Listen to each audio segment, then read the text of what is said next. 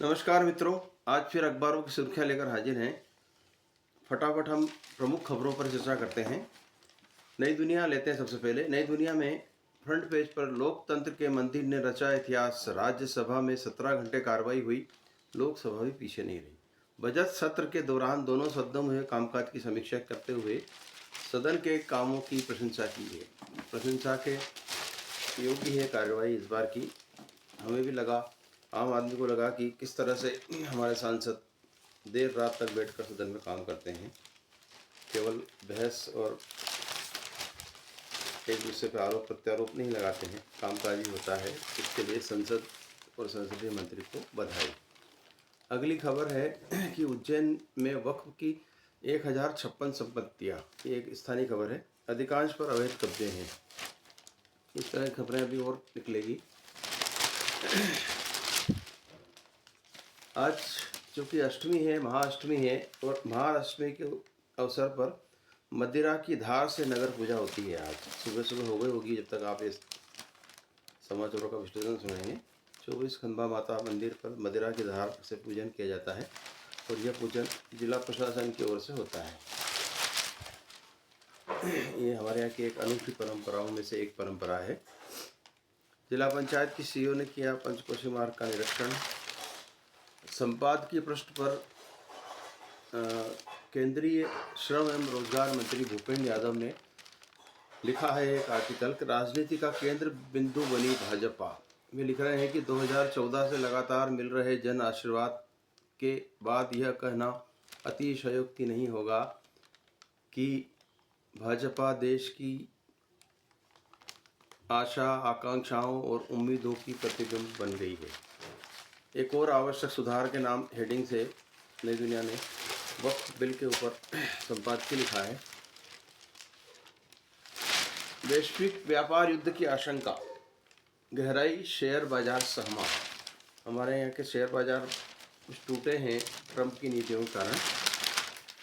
गए सेशन में 1000 के आसपास शेयर मार्केट की गिरावट हुई है।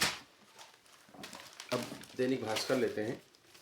दैनिक भास्कर ने आज मुख्य पृष्ठ पर केंद्रीय कार्मिक एवं प्रशिक्षण विभाग को दिए ब्यौरे के में सामने आई मध्य प्रदेश के आईएएस अफसरों की अचल संपत्तियों को लेकर के एक बड़ा फ्रंट पेज पर समाचार प्रकाशित किया है।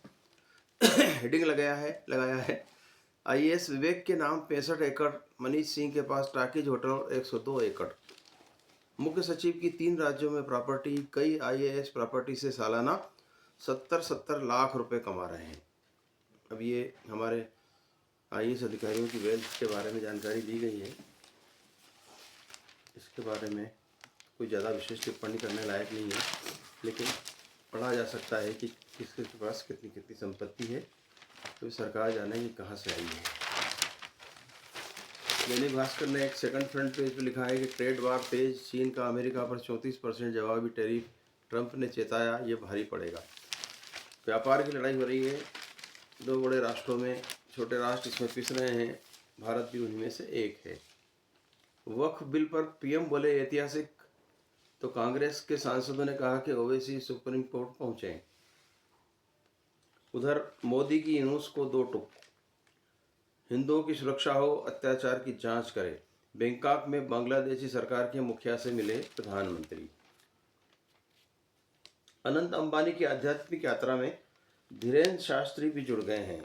बड़े लोगों के साथ बड़े लोग जुड़ते ही हैं।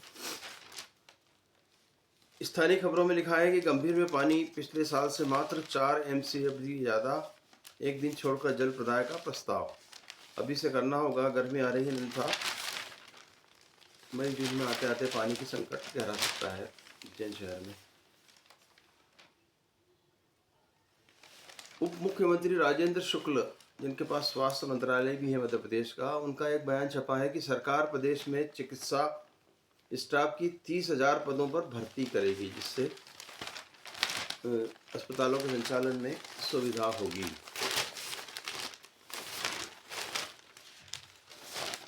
एक छोटी खबर स्थानीय भी है कि अमेरिका के टैरिफ वार से सोयाबीन के बढ़ते भाव रुक गए हैं।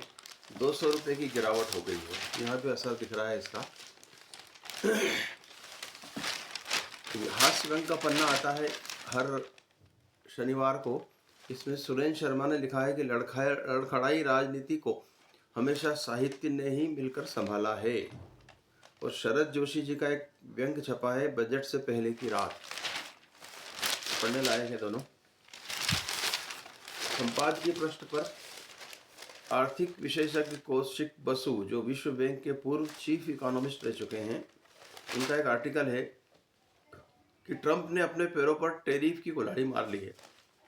कुल्हाड़ी मारी है, कुल्हाड़ी पर पैर मारा है, ये तो आने वाला समय ही बताएगा।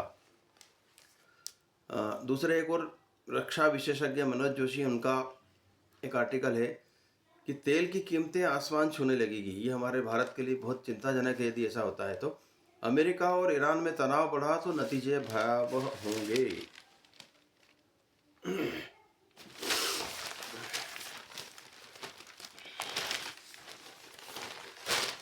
मध्य प्रदेश वाले पन्ने पर एक अनकही के नाम से हर शनिवार को भास्कर छापता है, जिसमें पुराने अपराधों की पड़ताल होती है, कैसे पकड़े गए वो अपराधी।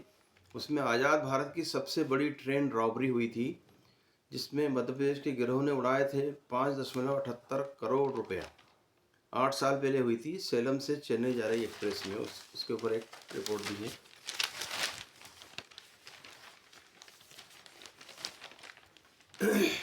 मध्य प्रदेश गुजरात के बीच नर्मदा में इलेक्ट्रिक क्रूज चलेगा, बिना प्रदूषण होगा पर्यटन।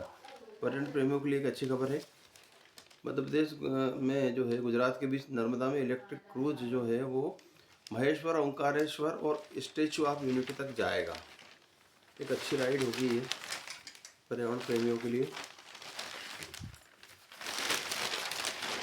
आज बस इतना ही। नमस्कार, हरिशंकर शर्मा की ओर से। यूट्यूब पर देख रहे हैं तो कृपया सब्सक्राइब करें, बेल आइकन दबाएं, और फेसबुक पर है तो लाइक करें, शेयर करें, कमेंट करें। आज बस इतना ही। नमस्कार।